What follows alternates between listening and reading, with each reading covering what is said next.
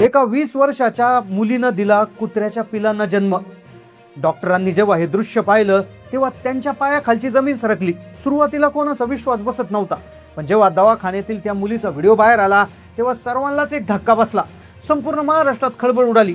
जेव्हा मुलीच्या बेडवर कुत्र्याची पिले पाहिली तेव्हा नर्स अक्षरशः किंचाळत बाहेर पळून गेल्या। अनुभवी डॉक्टर देखील हैराण झाले।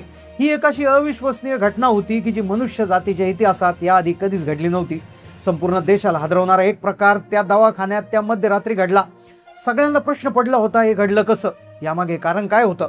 जेव्हा डॉक्टरांनी याचा तपास केला, यामागचं रहस्य उलगडण्याचा प्रयत्न केला, तेव्हा लक्षात आलं की ही कोणती जन्माची विकृती नव्हती। ते झालेलं कुत्र्याचं पिल्लू हे काहीतरी वेगळंच होतं, कारण की ते पिल्लू अगदी हुबेहूब खऱ्या कुत्र्याच्या पिल्लासारखं दिसत होतं। मग हे असं कसं झालं? तो प्रकार मुलीच्या बाबतीत असा का घडला? त्या मुलीने नेमकं असं काय केलं की तिच्या पोटी कुत्र्याच्या पिलांनी जन्म घेतला? असं काय घडलं की ज्यामुळे निसर्गाने नियमच बदलला? चला जाणून घेऊया या संपूर्ण प्रकरणाचा सविस्तर रिपोर्ट। ही घटना आहे मायाची, एका अशा मुलीची की जिच्या एका लहानशा चुकीने तिच्या नशिबाची कहाणी बदलली।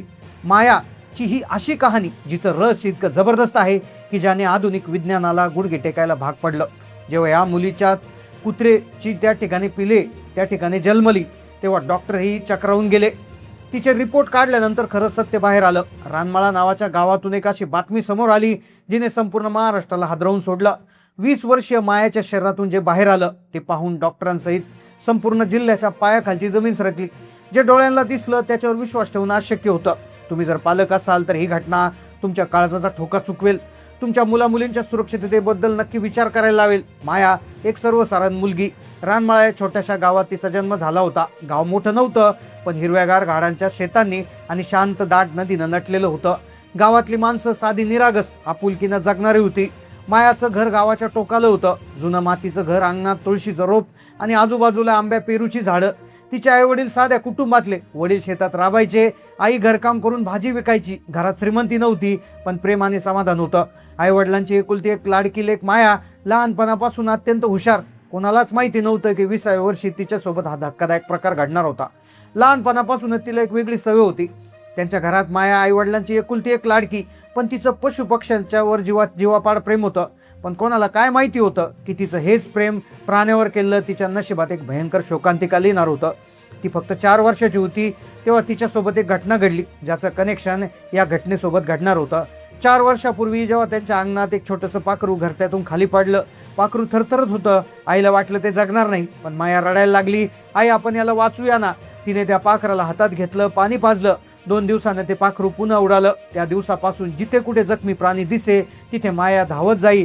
शाळेत तिचं मन पुस्तकापेक्षा झाडं, फुलं आणि प्राण्यांमध्ये जास्त रमायचं। इतर मुलं खेळत असायची, ती रस्त्याच्या कडेला भटक्या कुत्र्यांना भाकरी द्यायची, गायीच्या जखमीवर हळद लावायची। गावकऱ्यांनी तिचं नाव प्राण्याची डॉक्टर असं ठेवलं होतं। एखादी गाय जरी आजारी दिसली, एखादा कुत्रा, एखादा कुठला प्राणी मांजर आजारी दिसला की लोक आधी मायाला बोलवायचे। पण तिचा याच मायाच्या हातांना एक दिवस असा ओरखडा बसणार होता की तिच्यासोबत या प्राण्यासोबत असा एक धक्कादायक प्रसंग घडणार होता जो तिच्या शरीरावर नाही तर तिच्या नशिबावर ओरखडा ओढणार होता। याची कल्पना कोणाला नव्हती। तिचं वय जसं वाढत होतं तशी तशी तिची जबाबदारी वाढली। 12 वर्षाची असताना तिने रस्त्यावर जखमी असणाऱ्या कुत्र्याला घरी उचलून आणलं। तिने एक कुत्रा घरी आणला, त्याच्या अंगावर जखम। आई घाबरली, अगं संसर्ग होईल तुला, या कुत्र्याला जिथून आणलं तिथून सोडून दे। पण मायानं त्या जखमीवर हळद लावली। काही दिवसानं तो कुत्रा अगदी जादुईरित्या बरा झाला। मग तिने त्याचं नाव ठेवलं मोती। मोती तिचा पहिला खरा मित्र। तो तिच्यासोबत कॉलेजपर्यंत जात राहिला। कॉलेजपर्यंत तिच्या सोबत जायला। हळूहळू मायाचं जसं वय वाढलं तसं मोतीचं वाढत होतं। शाळेत त्या मैत्रिणी तिला चिडवायच्या, माया तू माणसात राहायला शिक। पण ती हसून म्हणायची, माणसं बोलतात पण प्राणी डोळ्यांनी सांगतात। त्यांची भाषा समजली की जग सुंदर होतं। माया प्राण्यांना वाचवत होती, पण तिच्या शरीरात एक अदृश्य शत्रू प्रवेश करत होता की जो तिला अगदी मोठ्या अडचणीत खेचणार होता, संपूर्ण महाराष्ट्राला धक्का बसणार होता। ती घटना होती 15 वर्षापूर्वीची, ज्यावेळेस ती झाली तिच्यासोबत अजूनही 5 वर्षांनी घटना घडणार होती। 15 वर्षापूर्वी तिच्यासोबत एक धक्कादायक प्रकार घडला आणि ज्यामुळे ही घटना समोर आली। जेव्हा तिच्या मनात एक स्वप्न जन्माला आलं, गावातल्या सर्व प्राण्यांसाठी एक आश्रयस्थान बांधायचं तिनं ठरवलं होतं। तिच्याकडे पैसे नव्हते, पण तिने मनाशी ठरवलं होतं की 18व्या वर्षी तिला कॉलेजमध्ये शहरात जावं लागलं। गावकऱ्यांना दुःख झालं, पण मायाने वचन दिलं, मी मोठी होऊन तुमच्या सगळ्या प्राण्यांसाठी परत येईल। जेव्हा माया 18 वर्षाची होती, आणखीन 2 वर्षांनी तिच्यासोबत तो प्रकार घडणार होता. ज्यावेळेस ती कॉलेजला जाणार होती तेव्हा गावातले लोक तिच्याबद्दल दुःख व्यक्त करत होते, कारण की गावातल्या प्रत्येक जनावरांना ती माया लावत होती. आणि अखेर ती कॉलेजला गेली आणि त्यावेळेस ती लोकही म्हणाले होते की तू खूप चांगलं काम करतेस. आणि त्यावेळेसच ती म्हणाली होती की मी ज्यावेळेस मोठी होऊन येईल त्यावेळेस मी सगळ्या प्राण्यांसाठी एक आश्रयस्थान बनवेल. मग ती शहरात गेली, नवी दुनिया, नवे मित्र, पण तिचं मन अजूनही प्राण्यांमध्येच होतं. शहरात देखील रस्त्यावर दिसणाऱ्या भटक्या कुत्र्यांना ती तिच्या डब्यातलं अन्न द्यायची. कॉलेजमध्ये प्राणी संवर्धनावर काम करणाऱ्या एका संस्थेत तिने नाव नोंदवलं आणि तिथेच ती पूर्ण झोकून देऊन काम करू लागली. तो एक लहानसा तिच्या आयुष्यामध्ये एक आता असा धक्कादायक प्रसंग येणार होता की ज्याने सगळं चित्र बदलणार होतं. तिला समजत नव्हतं, प्राण्यांवर काम करणाऱ्या एका संस्थेत तिनं नाव नोंदवलं, पण तिच्या आयुष्याला कलाटणी देणारा प्रसंग तिच्या आयुष्याच्या 20व्या वर्षात येणार होता. आता तिच्यासमोर तो धक्कादायक प्रसंग घडणार होता. कॉलेजचं पहिलं वर्ष गेलं, दुसरं वर्ष सुरू झालं. मायाचं आयुष्य एका वेगळ्या टप्प्यात आलं होतं. एका दिवशी ती क्लास संपून परत येत होती. रस्त्याच्या कडेला एक भटकी कुत्री आपल्या पिलांसोबत बसली होती. गाड्यांची धावपळ, लोकांची घाई. अचानक एक पिलाला गाडीनं धडक दिली. पिलू विवळत होतं, पिलाला वेदना होत होत्या. मायाला ते दृश्य सहन झालं नाही. ती धावत गेली, तिने पिलाला उचललं, पण घाबरलेल्या आईने कुत्रीला स्वतःला पिल्लाला वाचवण्यासाठी मायाच्या हातावर पंजा मारला. एक छोटासा ओरखडा आला. कोणतरी ओरडला, अगं पोरी हॉस्पिटलमध्ये जा, रेबीज होईल. पण माया शांत होती. तिने आयुष्यभर सगळ्या कुत्र्यांची काळजी घेतली होती, पण अक्षरशः एका पिलाला वाचवायला जाताना त्या कुत्रीचा गैरसमज झाला आणि तिने तिच्या हाताला ओरखडा मारला.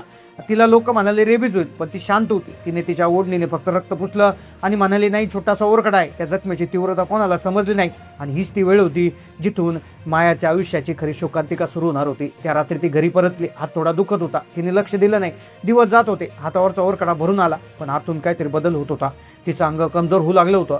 पोटात विचित्र वेदना सुरू झाल्या होत्या. सुरुवातीला वाटला अभ्यासाचा ताण, मग मेदा वाढल्या, मग वेगळीच अस्वस्थता. कधी तिला स्वप्न पडायचं की पोटात लहान जीव हालचाल करतोय. ती घाबरून जायची. दुसऱ्या क्षणी स्वतःला समजायची. तिचे मेडिकल रिपोर्ट नॉर्मल होते, पण तिच्या शरीरात एक वादळ घोंगावत होतं जे विज्ञानाच्या पलीकडलं होतं. कॉलेजमधले दिवस तिच्यासाठी त्रासदायक झाले. वर्गात लक्ष लागत नव्हतं. पोटात सतत कळ्या यायच्या. तिची मैत्रीण प्रिया तिला म्हणायची, माया डॉक्टरांकडे जा, पण मायाने टाळलं. शरीर हळूहळू हार मानू लागलं. ती खूप अशक्त दिसायला लागली. चेहऱ्यावरचं हास्य असवलं. जखमीला साधारण 4 आठवडे झाले होते. एका रात्री तिच्या आईने वडिलांना सांगितलं, अहो मायाचं वागणं बदललंय, ती खूप बारीक झाली, मला शंका येते, आपल्यापासून ती काहीतरी लपवते. तिच्या पोटात एक भयंकर रहस्य वाढत होतं.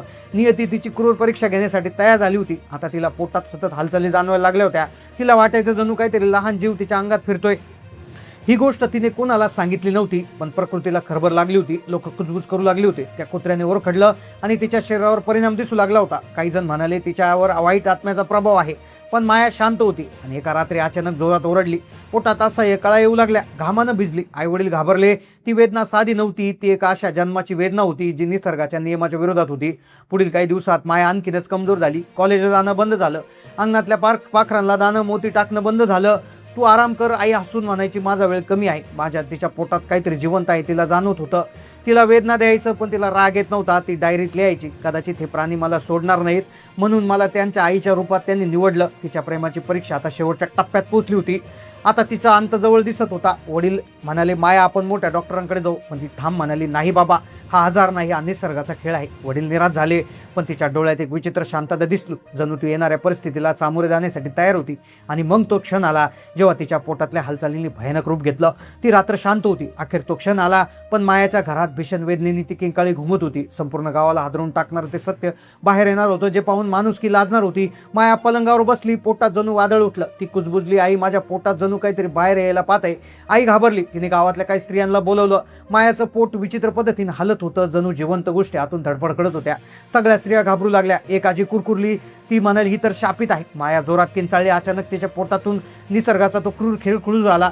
शेवटी मायाच त्या ठिकाणी ते अविश्वसनीय दृश्य दिसणार होतं. पोटातून एक अर्धवट जिवंत पिल्लू बाहेर आलं.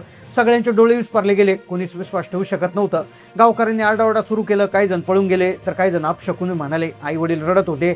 आई वडील तिला मिठीत घेतलं. माया डोळे मिटून पुटपुटली. आई म्हणाली, घाबरू नकोस, मी त्याला वाचवलं. माझ्या जगात यायला त्याला यायचं होतं. एक पिल्लू आलं, त्यानंतर अनेक पिल्लू येऊ लागले. प्रत्येक मायेच्या शरीरात असह्य कळा येऊ लागल्या. तिचं ओरडणं गावभर ऐकू येत होतं. सगळ्या घरामध्ये कुत्र्यांची पिलंच त्या ठिकाणी झाली होती. माझ्या लेकराला तुझ्या प्रेमानं तुला इतक्या मोठ्या यातना दिल्या, हा अन्याय आहे. बाहेर लोक कुजबुज करत होते. अर्धी रात्र तशीच गेली. मायाचा श्वास मंदावत चालला, पण तिच्या ओठावर एक हलकं हास्य होतं. ती कुजबुजली, आई बाबा मला माफ करा, मी माझ्या मार्गानं जगले, मला त्याचा अभिमान आहे. तिचे डोळे हळूहळू मिटले. श्वास थांबला, पण चेहरा